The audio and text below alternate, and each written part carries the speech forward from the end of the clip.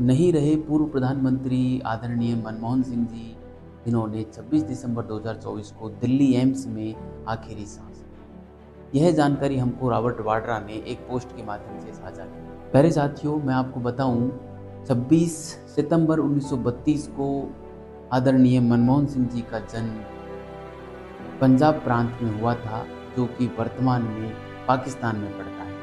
जब भारत आज़ाद हुआ था तो मनमोहन सिंह जी व इनका परिवार भारत आकर बस गए थे। तभी से ये भारत में ही निवास कर रहे थे। मनमोहन सिंह जी की जो आरंभिक शिक्षा थी वो पंजाब यूनिवर्सिटी से ही हुई। पंजाब यूनिवर्सिटी से इन्होंने जो है पीजी और यूजी किया। उसके बाद ये कैम्ब्रिज यूनिवर्सिटी चले गए और वहाँ पर इन्होंने पीएचडी की उपाधि प्राप्त की।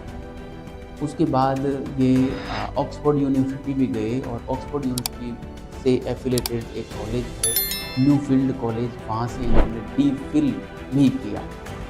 उसके बाद इन्होंने विभिन्न सारे पदों पर काम किया। एक पुस्तक भी लिखी। इनकी पुस्तक का नाम है भारत में निर्यात एवं आत्मनिर्भरता और विकास की संभावनाएं। यह पुस्तक भारत की आंतरिक व्यापार नीति के ऊपर एक पहली और सटीक आलोचना मानी जाती है। ठीक है। इसके अलावा इन्होंने विभिन्न पदों पर भी काम किया। जैसे मैं आपको बताऊं, दिल्ली में एक स्कूल है, दिल्ली स्कूल ऑफ इकोनॉमिक्स, उसमें प्राध्यापक बने। पंजाब विश्वविद्यालय में प्राध्यापक बने। इसी के साथ ही ये जवाहरलाल नेहरू यूनिवर्सिटी में मानद प्रोफेसर के रूप में भी नियुक्त किए गए थे। इसके बाद इन्होंने विभिन्न पदों पर काम किया और भी कई पद थे, उन पर भी इन्होंने काम किया। जैसे मैं आपको बताऊं, 1973 में ये वित्त मंत्रालय के आर्थिक सलाहकार के रूप में नियुक्त किए गए। उसके बाद 1972 में ये वित्त मंत्रालय के ही मुख्य आर्थिक सलाहकार भी बनाए गए थे।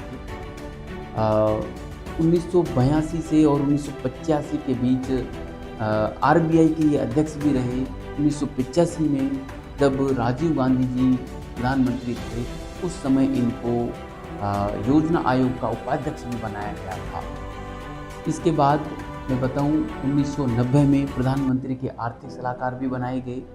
1991 में इनको यूनिवर्सिटी ग्रांट कमीशन अर्थात यूजीसी का अध्यक्ष भी नियुक्त किया गया। जब भारत में पीवी नरसिम्हा राव प्रधानमंत्री बने तो पीवी नरसिम्हा राव जी ने 1991 में डॉक्टर मनमोहन सिंह जी को अपने मंत्रिमंडल में शामिल किया। दिलचस्प बात यह है कि जब मंत्रिमंडल में मनमोहन सिंह जी को शामिल किया गया, उस समय मनमोहन सिंह जी ना तो लोकसभा के सदस्य थे और ना ही राज्यसभा के सदस्य थे, फिर भी इनको मंत्रिमंडल में शामिल कर लिया गया। भारत की संवैधानिक व्यवस्था यह कहती है, यदि आपको मंत्रिमंडल का सदस्य बनना है तो आपको संसद का सदस्य बनना होगा। अतः असम से और डॉक्टर मनमोहन सिंह जी को राज्यसभा सदस्य के रूप में चुना गया। उसके बाद पीवी नरसिम्हा राव ने डॉक्टर मनमोहन सिंह जी को 1991 में और वित्त मंत्री के रूप में नियुक्त किया, जिस पद पर इन्होंने 1996 तक काम किया। और वित्त मंत्री रहते हुए इन्होंने भारत में आर्थिक उदारीकरण की नींव रखी, इसलिए इनको आर्थिक उदारीकरण का जनक कहा जाता है। इस नीति के तहत इन्होंने भारतीय अर्थव्यवस्था को विश्व की अर्थव्यवस्था के साथ जोड़ दिया।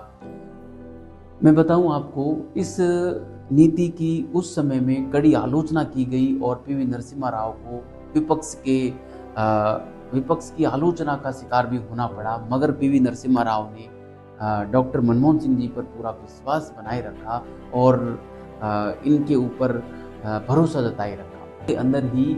और आर्थिक उदारीकरण की नीति के बेहतरीन परिणाम भारतीय अर्थव्यवस्था में देखने को मिले और जो आलोचक थे उनको एक करारा जवाब मिला और उनकी आंखें फैल गई। इस प्रकार से आर्थिक उदारीकरण की वजह से और एक अर्थशास्त्र के प्रोफेसर का भारतीय राजनीति में प्रवेश हुआ, अर्थात मैं कहूँ डॉक्टर मनमोहन सिंह जी भारतीय राजनीति में आ गए और 1998 से 2004 तक ये विपक्ष के नेता रहे और 22 मई 2004 को पहली बार भारत के प्रधानमंत्री के रूप में इन्होंने शपथ ली। यही नहीं, पुनः भारत के प्रधानमंत्री के रूप में चुने गए 2009 में। तारीख वही थी 22 मई, और ये पहली बार हो रहा था नेहरू जी के बाद कि कोई प्रधानमंत्री दूसरी बार अपने कार्यकाल के लिए चुना गया हो और दूसरी बार भी उस कार्यकाल को